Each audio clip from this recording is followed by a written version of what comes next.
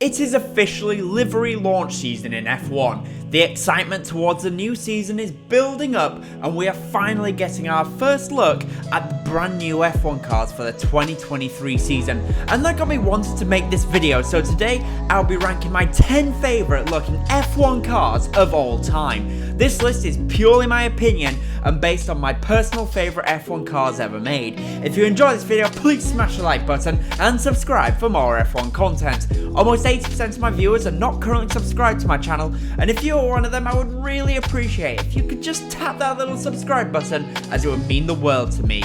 Also in the comments down below, I would love to hear your list and what are your favourite looking F1 cars ever made. Let me know in the comment section down below and let's get a conversation started.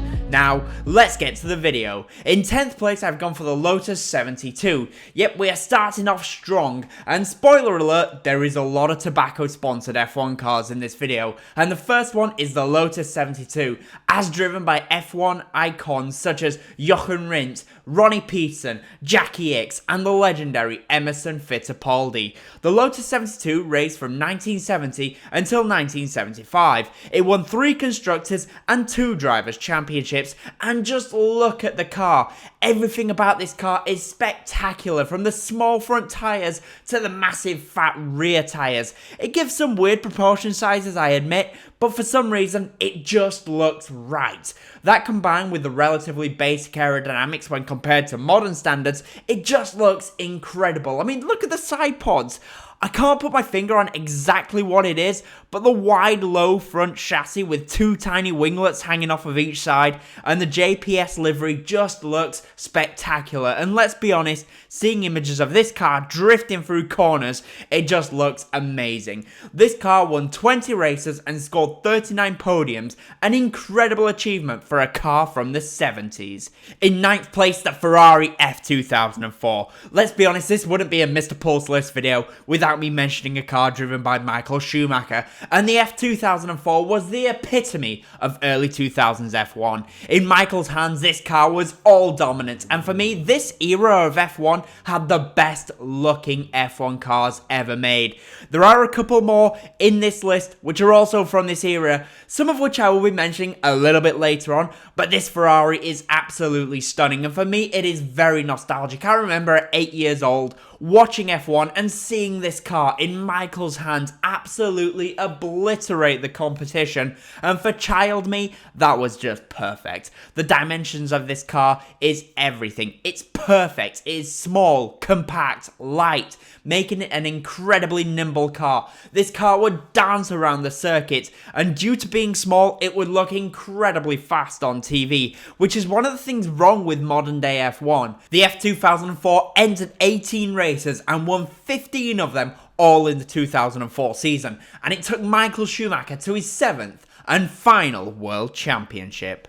In 8th place, the McLaren MP44. Yep, also making the list is the McLaren MP44. Now, I'm maybe a little bit too young to have the nostalgia factor with this car that some of my viewers may actually have, but even so, the McLaren MP44 for me is still a beautiful car. This livery is very simple, but instantly recognisable, especially when paired with the day-glow yellow helmet of Ayrton Senna. Famously, it was said that when drivers saw this car and that helmet combination coming up behind them, they would jump out of the way, as they did not want to be the driver known for spoiling the day of Ayrton Senna, whether it was in qualifying or during the races. Not only was the car beautiful, but it was statistically the greatest F1 car of all time in terms of percentages. The car entered 16 races and won 15 of them. The car was powered by a 1.6 litre V6 turbo, much like today's cars, but it just sounded so much better. The noise and the looks of this car is just stunning. Much like the Lotus 72 with the simple aerodynamics, there is just something that helps add to the beauty of the car. I can't quite put my finger on it, but the MP44 is a stunning car. In 7th place, the Mercedes W11. From simple and elegant, we move to one of the most complex F1 cars of all time in terms of aerodynamics. The W11 is the fastest F1 car of all time, and probably one of the most complex complex F1 cars ever made, with complex barge boards, and this car being equipped with the now banned DAS system. But still, there was something beautiful about the complexity of the barge board area, and for someone who is a fan of futuristic and complicated cars, I could truly appreciate the amount of work that went into every flick and aerodynamic piece on the barge boards and the underside of these cars. Alongside this, the Mercedes sported a very important livery. Gone was the silver arrow, and in its place was the black livery to show support for their star driver, Lewis Hamilton. Not only this, but as I said, it was the fastest F1 car of all time. The car entered only 17 races, and it won 13 of them, and not only that, but it took Lewis Hamilton to his 7th World Championship, tying him with the legendary Michael Schumacher. The downside about this car and this era is because they are so big, they just look cumbersome and a little bit clumsy, especially when compared to smaller cars and much lighter cars such as the F2004. But still, the W11 is a beautiful piece of F1 machinery and fully deserves to be on the list for most beautiful F1 cars ever made. In 6th place, the Renault R25. Yep, we are back in the mid-2000s now, and back to the glorious V10 era, and the Renault R25. This was the car that ended the Michael Schumacher and Ferrari reign and domination of Formula 1, as Fernando Alonso took his first of 2 world championships in F1, and this was the beginning of the era of the car starting to look a little bit more complex and complicated, as the world of computer simulations was starting to improve massively. If you compare the F2004 to the R25 from 2005, you can start to see how all of the parts just start to have a few more flicks on them as the teams try to maximize the aerodynamic efficiency of their package. The livery of this car for me is beautiful and pretty iconic as well. The mild 7 livery of the Renault from the early 2000s was a beautiful blend of sky blue and yellow, and along with Fernando Alonso's helmet from the time, it just looked stunning. Much like the F2004, the smaller dimensions of this 3-litre screaming V10 engine around the circuit just made the car a thing of beauty to see on track. The car entered 19 races and only won 8 of them, but it was enough for Alonso to claim his first world championship. Just before we get into the top 5, if you are enjoying the video, I would really appreciate if you hit the like button and subscribe for more F1 content. Now, let's get back to the video. In 5th place, the Ferrari 641. Back to the early 90s now, and the Ferrari 641 is an iconic car for 2 reasons. Firstly, the 3.5-litre V12 engine was a sound of pure joy for any petrol head. And secondly, this was the first F1 car to incorporate traction control and was the only F1 car at the time to have a semi-automatic gearbox. The livery was a very basic livery, but the shade of red was something beautiful. And once again, back to those basic aerodynamics, which I just love. They look just right and elegant. The car never won a championship, but it had 2 iconic drivers in Alain Prost and Nigel Mansell. It may have not won the championship, but it nearly did win the championship, if not for an incident in Suzuka where Ayrton Senna made sure that Prost couldn't win the championship at turn 1.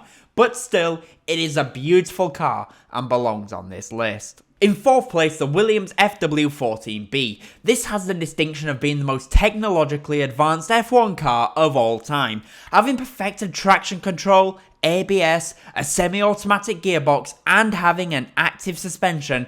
The FW14B was the complete work of several years of hard work by the Williams team to overhaul McLaren and stop Ayrton Senna from running away with another championship. The Williams was a stunning looking car, the front part of the chassis being very rounded and the side pods being very low down, and a massive barn door rear wing. It just oozed charisma. I don't know what it was about it, but for some reason the car just had that charismatic edge, even if its driver Nigel Mansell was about as interesting as sand. I can't put my finger on it, but it truly did look amazing out on track, and that is despite the car having 3 different main colours, with the Williams blue, the Canon sponsor which was white, and the yellow camel sponsorship for the tobacco sponsorship. It still somehow looked beautiful and iconic, all being a short-lived livery. The car had a 3.5 litre V10 engine and was driven by Nigel Mansell and Riccardo Patrese. It entered 32 races in its original form and B-spec form, and it won 17 races, with Nigel Mansell winning the 1992 F1 World Championship. A truly stunning and iconic F1 car. In third place, the Jordan 191. For many people, this is the most beautiful F1 car of all time, with its simple design and catchy looking rounded chassis and the beautiful shade of green that Eddie Jordan used. Not only this, but it is an iconic car as it is the car that Michael Schumacher made his debut in at the 1991 Belgian Grand Prix. The chassis was never meant to be anything special as it was based on the Jordan F3000 car, but modified to be able to run in F1. And with the rounded chassis and curved air intake from the side, it just looked beautiful. It was simple and elegant, despite being based on an F3000 design. Michael Schumacher on debut at Spa was still able to qualify the car 7th on the grid. But in typical Jordan fashion, the glory didn't last very long, as he was out after only making a few corners and parking up at Eau Rouge on the first lap in the Grand Prix, but the car will still go down as one of F1's most beautiful. In second place, the Lotus 79. The 79 is a few years older than the 72 mentioned earlier in the video, and the aerodynamics had taken a massive leap forward. It is one of the first F1 cars that you could look at and really say that, yep, that is what an F1 car should look like. The rear tyres were not as fat and bulgy as on the 72, but still they were big tyres, and you can see how the aerodynamic has evolved. The rear wing looks more like a modern rear wing that you would see on a race car. The side pods were long and ran all the way across the car. And this car was famous for incorporating ground effect and had skirts that run across the bottom of the car, and it would rub across the ground, and they were there in order to seal the underfloor to create an incredible amount of downforce. The car would run as close to the ground as possible, and it would look incredible and have an incredible amount of downforce for its time. Not just this, but much like the Lotus 72, the 79 was blessed by the John Player Special black and gold livery. The car entered 26 races and won 6 of them. It also won 1 Drivers' and 1 Constructors' Championship, with Mario Andretti being Colin Chapman's star driver. But that is only in second place on my list. And yes, it is a beautiful car, but it's not as beautiful as the car in first place.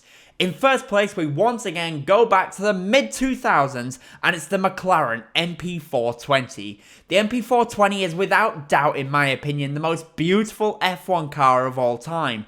The car raced in 2005, much like the R25 from earlier on in the video, but this car had the legendary McLaren West livery, which for me is my personal favourite McLaren livery ever.